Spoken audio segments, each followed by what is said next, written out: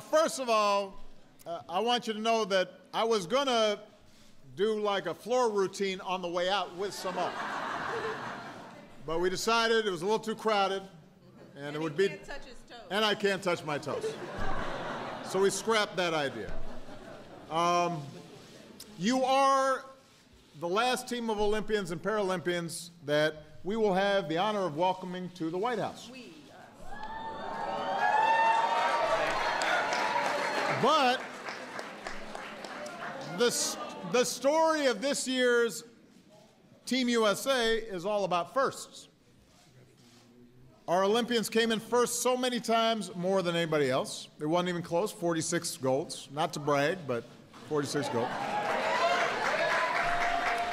You made the U.S. the first country in 40 years to top the medal chart in every category.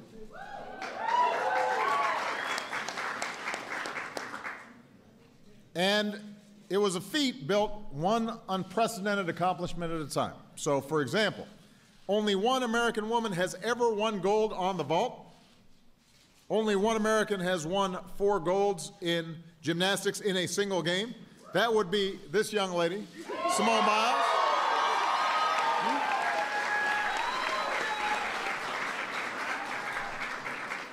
Only one American woman has ever won gold in the shot put.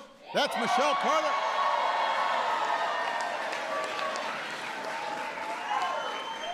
Only one African-American woman's ever won a swimming gold. That would be Simone Manuel.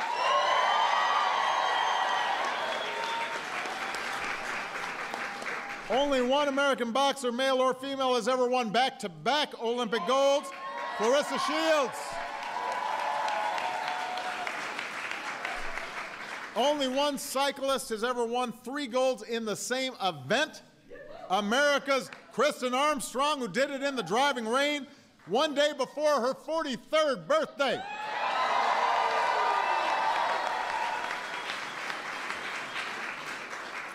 Only one female Olympian's ever medaled at 6 straight games. That would be America's Kim Rhode.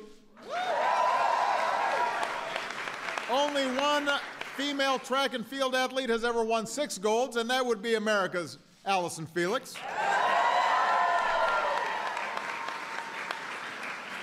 There's only one country ever to sweep every medal in the women's 100-meter hurdles, and that would be the United States of America. Give it up for Brianna and Nia and Christy for the great work they did. And then there's this young woman named Katie Ledecky. Katie's back here somewhere. There she is. I was nervous that she was going to ask me to, like, hold all her medals while I was speaking or something, because... So she obliterates her own records in the 400 and the 800 freestyle, lapped the field in the 800. When you were watching on TV, you all see it on TV? Like there's nobody else in the pool? Crazy. And then there's some firsts that show the world America's greatness doesn't come only from high scores or fast times, but from our diversity and our tolerance and our open hearts. Now, this summer's fencer,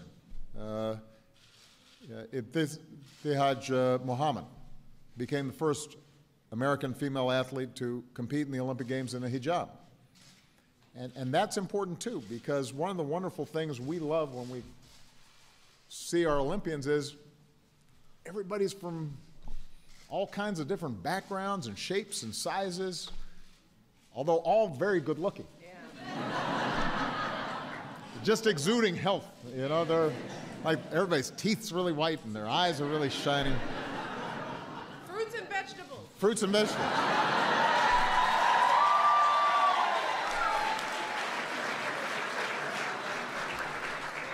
So all this applies to the entire team, but you will notice that there was a preponderance of women that I was mentioning here.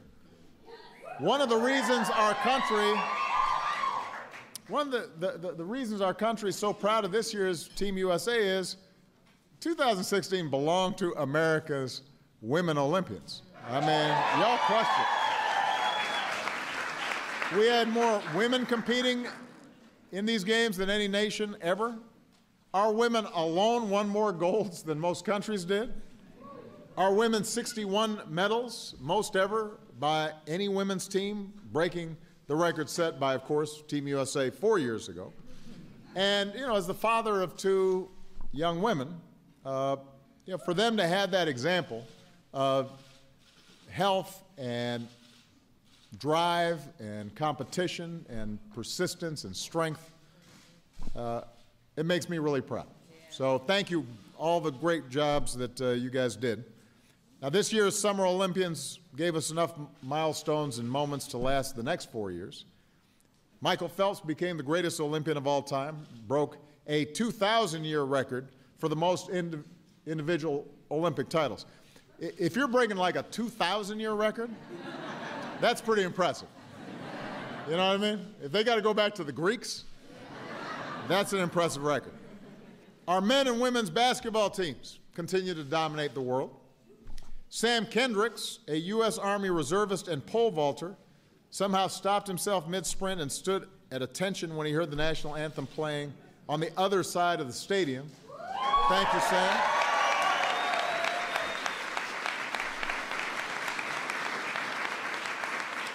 And then right after Will Clay won a silver in the triple jump, he jumped right into the stands to ask his girlfriend, fellow Olympian Queen Harrison, to marry him.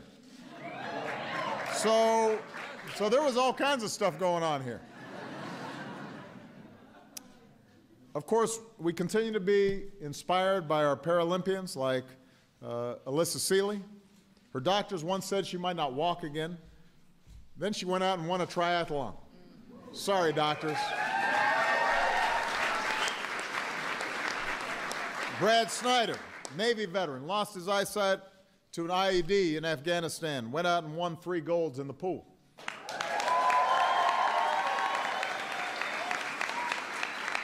Sergeant Elizabeth Marks, wounded in Iraq, still serves on active duty in our Army. Does not hide her scars, just goes out and wins gold in the 100-meter breaststroke. That's what she does.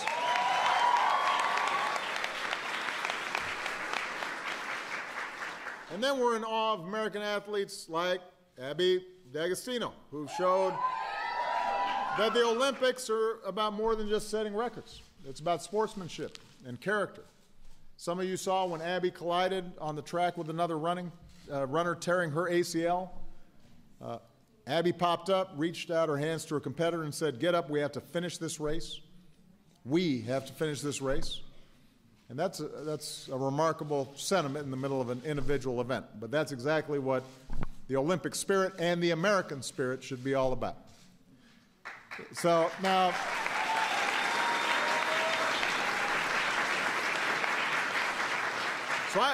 I could talk about this forever, but if I keep on going longer, I'm going to get like Phelps face from you guys. You're going to be like, you're going to be hungry. You want to get out of here. So let me just say how proud all of you made, not just Michelle and me, but every American. And it inspires us to do what we do that much harder. We admire your athleticism, but we also admire your character and your stick-to-itness. We know you don't do this for the money or the fame. You know. So many of you, you're holding down a full-time job or you're going to school at the same time, and then you're trying to find time for your families, contribute to causes. Many of you have been involved in things like It's On Us and Let's Move, and you're doing this just with endless hours of training, and somehow you make it look easy. So remember that you know when somebody's watching you for the first time and they see how hard you work and what you accomplish, and they feel inspired. They feel like they can take any challenge on. You know, what you do has ripples all across the country. Imagine what it means for a young girl or a young boy who sees somebody who looks like them doing something and being the best at what they do. And that's one of the most extraordinary things about our Olympic team. There's no kid in America who can't look at our Olympic team and see themselves somewhere. That's part of the reason why we're successful, because we gather talent from every corner of the globe. And through the years of people arriving, whether it's in Ellis Island or Angel Island or coming over the Rio Grande, some cases coming, not of their own accord. We've become something more than just the sum of our parts. We become Americans together. And there's something special about that. All races, all faiths, all traditions, all orientations, all marching together under that same proud flag. Not bound by a creed or a color, but by our devotion to an enduring set of ideals, that we're all created equal, that we can think and worship and love as we please, and that we can pursue our own version of happiness. That's a great gift. That's what makes us strong. And I want to, as a consequence, take a minute to thank some people who paved the way to create that sense that we're in this together. We're honored to have here the legendary Tommy Smith and John Carlos here today. We're honored. Proud of them.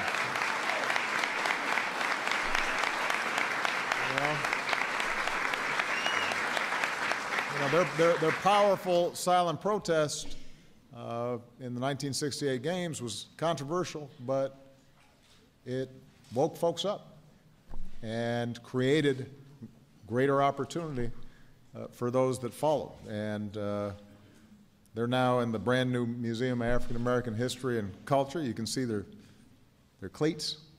And near their statue hangs the cleats of the great Jesse Owens, what he wore in the 1936 games, so that every American can have a sense of the courage that he displayed. But it wasn't just Jesse, it was other African American athletes in the middle of Nazi Germany under the gaze of Adolf Hitler that put a lie to notions of racial superiority, whooped them, and taught them a thing or two about democracy, and taught them a thing or two about the American character. So we're honored to have many of their families here today. We want to acknowledge them as well.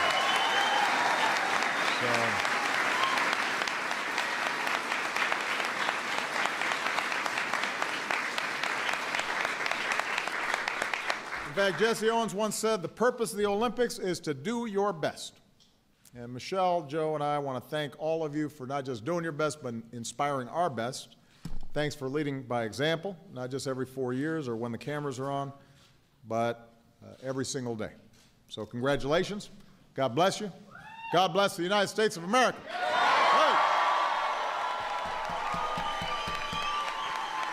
Hey. Hey. You guys got something for us?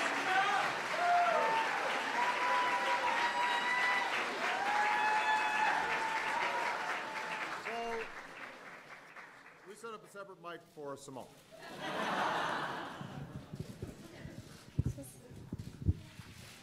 On behalf of Team USA, we would like to present this surfboard. It's right here. Very cool. I don't think I'm supposed to pick it up. It just stays on the stand. Yeah. So what does the surfboard represent, Simone? This surfboard represents in 2020 surfing will be in the Olympics. And whose signatures are on that surfboard? Olympian signatures are on it. For 2016, yes. Thank you, guys. You're welcome. Thank you, babe. You're welcome.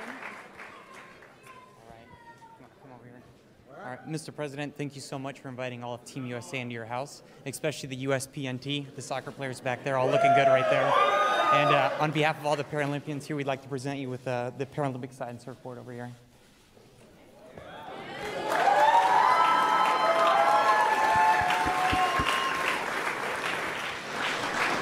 These are great gifts, and I'm going to have a lot of time to surf next year.